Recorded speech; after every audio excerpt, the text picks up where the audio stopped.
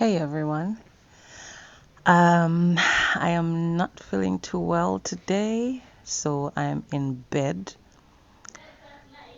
Um, yeah, but I wanted to continue with my story because yesterday something happened that just, you know, reminded me of how urgent sharing all this is.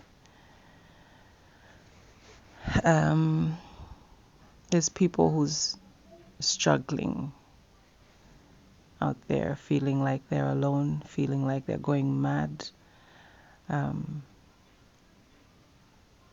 Child sexual abuse messes with your head. You question even the little things that when you're not in a panic state, you wouldn't question because you know they're normal. Yeah. So anyway, I would like to continue my story so that someone out there, people out there, realize they're not alone. They're not alone, and what they're going through is normal. And most importantly, they can heal. You can heal. You can recover from the effects of child sexual abuse. Maybe you don't even know what the effects are. You don't even realize that what you're dealing with is actually the effects of child sexual abuse. You think that you're just, maybe a little crazy. I've been there. And I want you to know you are not crazy. You are not alone. And more importantly, you can heal and thrive in life, have hope, have big dreams, and accomplish them. Yeah, so back to my story. Yeah, so last time I left off where I was saying when I discovered that I was actually sexually abused in my gap year. And I had this close friend, my best friend at the time. He had come over,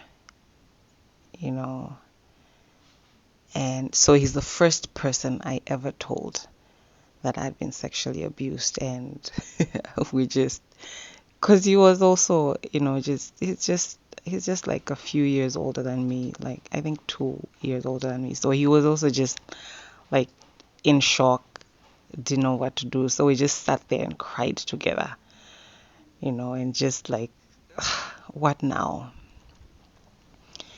So that was the only time I spoke about it, because after that I never heard anything else about child sexual abuse. I never, nothing at all. All the way into my 30s. I tried to do some research on my own here and there, but it was all the stuff that I would find was, not locally based where I can go and try and get some help. Yeah. So anyway, that happened. Now, before this, I was a very strong Christian. I had a very strong personality. I was very decisive. I knew what I wanted and things like that. I had a plan for my life. I was going a certain way. So much so that when I was in, I think, 10th grade or something like that, grade 10, and still living in the farms, this guy had approached me, and he wanted And he wanted to, he wanted us to start a relationship together. But I was so focused and, you know, driven. I refused. And I said, I really liked him. I did. But I said, no, I can't date you until I'm done with high school. That's how focused I was. So the guy waited. I think he waited 2 years because I think that was 10th grade. I don't think it was in 11th grade. Anyway, he waited either 1 or 2 years for me. And after I completed high school, he came and he proposed to me and he brought flowers and the whole romantic gesture and all that. It was beautiful. He swept me off my feet. I was already madly in love with him. My first boyfriend. My teenage lover. My friends this particular friend used to tease me, and he would say, he had this funny word that he used to use. He used to say, you are Mbanganda over, the guy's name.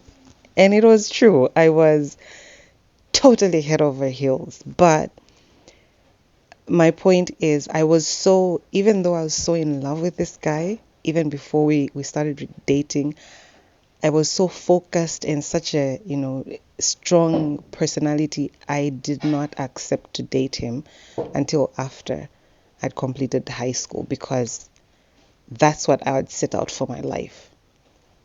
I told myself I'm not going to distract myself with dating until I'm done with high school. And I did that. I was the first in my family to attend a Pentecostal church because I felt, like I needed more. There was something that I was missing.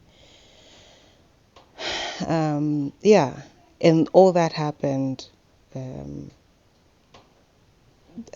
before I discovered that I'd been sexually abused and before I started getting triggered.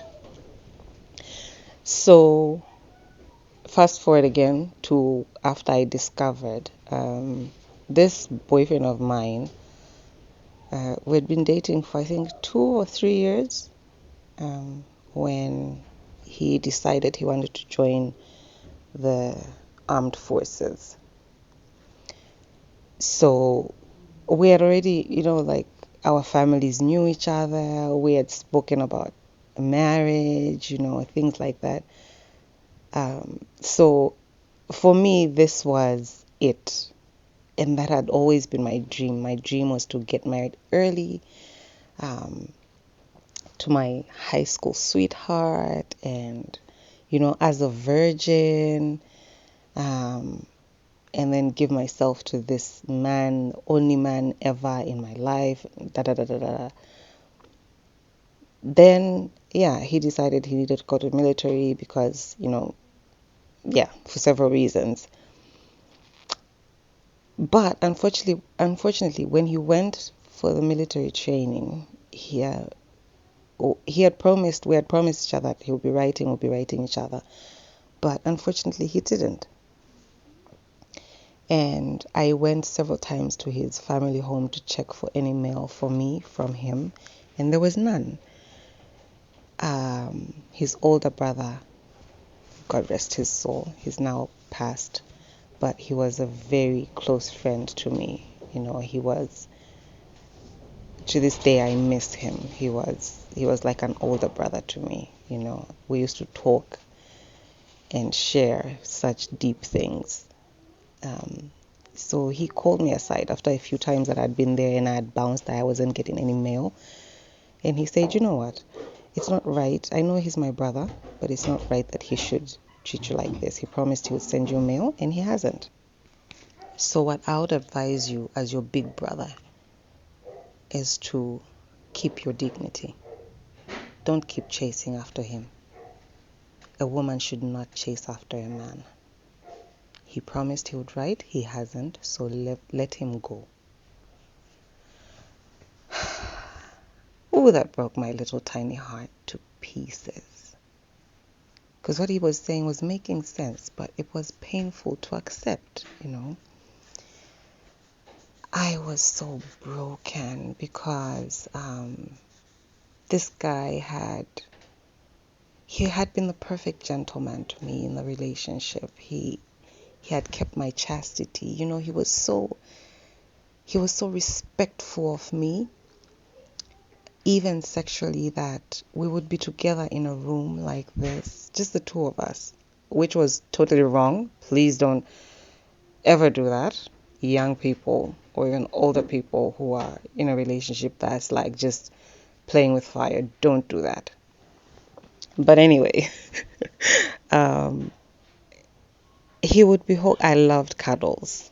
As young and innocent as I was, I loved cuddles. So he would be cuddling me, and I would bug him for them. He would be cuddling me, and he would be like, "You're troubling me. Do you know how much trouble this is for me?"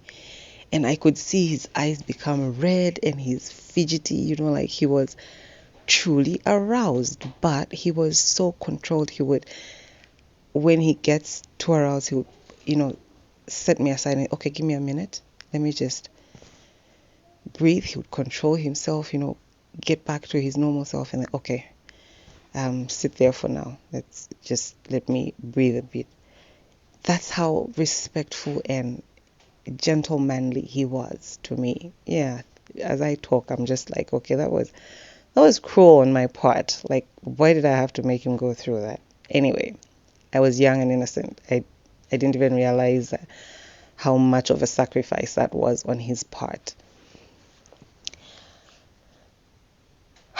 So, having to walk away from such a person was painful. It broke me. It completely broke me. So that was my first trigger. That was my first trigger that just sent me down a spiral, and I did not recover from that for many, many, many years to come. So I'll end here for now. Again, join the movement, people. It is urgent. Let's talk about child sexual abuse and the horrible, horrible long-term effects, and more importantly, how that we can actually heal.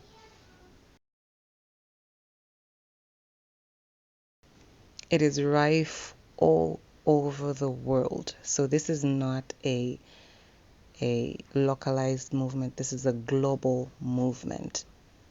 I'm calling on everyone all around the world. Let's join together and change the narrative around child sexual abuse. Let's change lives. Let's talk. Let's speak up. Let's share our stories. So if you have a story, please, please share your story. You can save a life. You will save a life. Not even one life. Lives. Let's talk about this. Join the movement today. See you next time as I continue sharing my story and doing my part in changing the narrative.